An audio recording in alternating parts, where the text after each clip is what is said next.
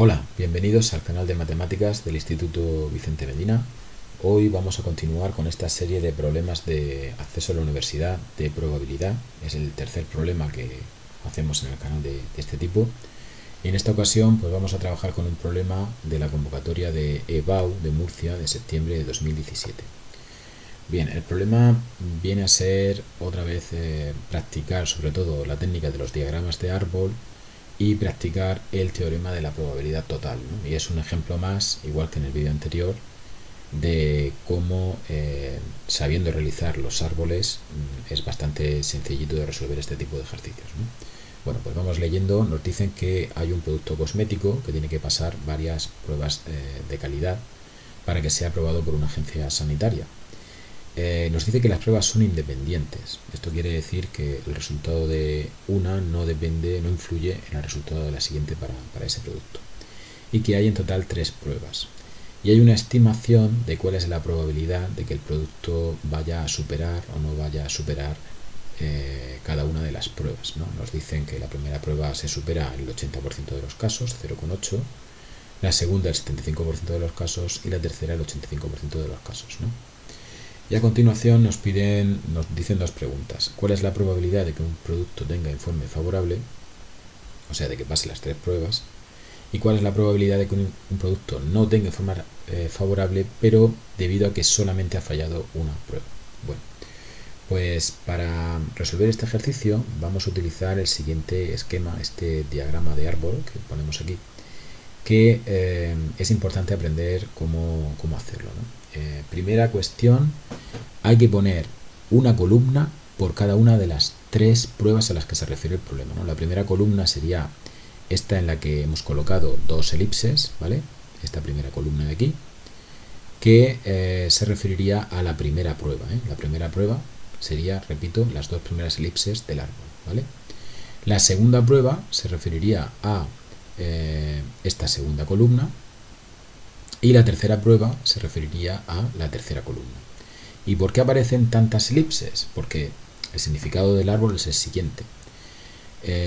La primera prueba podemos pasarla, podemos tener un informe favorable, F, marcado aquí en azul, o podemos tener un informe desfavorable, D, marcado aquí en blanco. Una vez que ha pasado una de estas dos situaciones, el producto llega a la segunda prueba. Recordad que en el problema decía que los productos todos se someten a las 3 pruebas, independientemente de que las vayan pasando o no. ¿Qué puede ocurrir para un producto con informe favorable en la primera prueba? Pues para ese producto tenemos 2 caminos, 2 posibilidades. O bien la segunda prueba la pasa, informe favorable, o bien la segunda prueba no la pasa, informe desfavorable. Lo mismo en el caso de primera prueba fallida, ¿no? Pues la puede pasar, informe favorable, la puede no pasar, informe desfavorable. Y la misma idea con la tercera columna, todas estas elipses pequeñitas, que sería la tercera prueba, ¿no? Cada una de las situaciones a las que hemos llegado antes, que había 4 casos, se desdobla en 8 casos que corresponden a que la tercera prueba se pasa o no se pasa. Bueno, teniendo este esquema claro, ahora hay que poner aquí los datos, ¿no? Hay que poner los porcentajes o las probabilidades que nos dan. Y esas probabilidades en el ejercicio nos las dan de cuando se pasa una prueba, ¿no? Entonces la primera prueba se va a pasar en el 80% de los casos. Por eso ponemos aquí un 0,8 en la flecha correspondiente a la bola azul, al informe favorable, ¿no?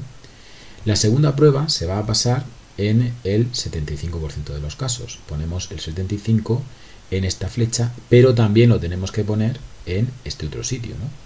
Recordemos que toda esta línea de aquí corresponde a la segunda prueba. La segunda prueba, tanto con informe favorable como desfavorable, porque son independientes, se pasa en el 75% de los casos. Tenemos que poner el 75 en las 2 flechas. Y la tercera prueba, el 85%, pues la tenemos que poner en los 4 caminos que quedan, ¿no? En todos estos, ¿de acuerdo? De manera que con esta representación hemos puesto los datos del problema. Pero el árbol está incompleto, porque nos falta colocar también cuáles son las probabilidades de ir fallando las pruebas, ¿no? Y eso se saca, como siempre, de forma muy sencilla, restando al 100% la probabilidad que nos da, ¿no? Al 80% hasta el 100% pues le queda un 20% para llegar a la probabilidad total, ¿no? y así sucesivamente. Aquí tendremos que colocar un 25%, también en la de abajo, y aquí pues para el 85 al 100 le queda un 15%, ¿no? 15%, 15%, así en todas las ramas del árbol. Pues ya hemos hecho prácticamente el ejercicio, porque ahora vamos a ver que la respuesta a cada una de las preguntas con el árbol delante es realmente muy simple, ¿no? En la primera pregunta nos decían que cuál es la probabilidad de que un producto tenga el informe favorable. Pues eso quiere decir que ha pasado las 3 pruebas y eso quiere decir que estamos en esta rama del árbol. Primera pasada, segunda también pasada, tercera también pasada, ¿no? Las 3 informes favorables. Eso solo ocurre en esta rama del árbol. ¿Y cómo se calcula entonces la probabilidad? Pues de la siguiente forma, ¿no? Ponemos la probabilidad de que el informe sea favorable, va a ser igual al producto de las 3 ramas superiores, bueno, de los 3 números que aparecen en la rama superior del árbol, ¿no? En este camino. Pues una multiplicación muy sencillita, pues obtenemos que la probabilidad de que el producto pase las 3 pruebas es del 51%. En la segunda pregunta es muy parecida, ¿no? La probabilidad de que un producto no tenga el informe favorable, es decir, ha fallado al menos una de las 3 pruebas, pero además, específicamente porque ha fallado solo una prueba, pues sería realizar otra vez esta cuenta, un producto de 3 números, pero solamente fijándonos en aquellas ramas donde nada más hay una D, ¿vale? Vamos a ver, escribiríamos así. El informe es favorable fallando una sola prueba, es lo mismo que buscar las ramas, ver la probabilidad de las ramas con una sola D de desfavorable, ¿no?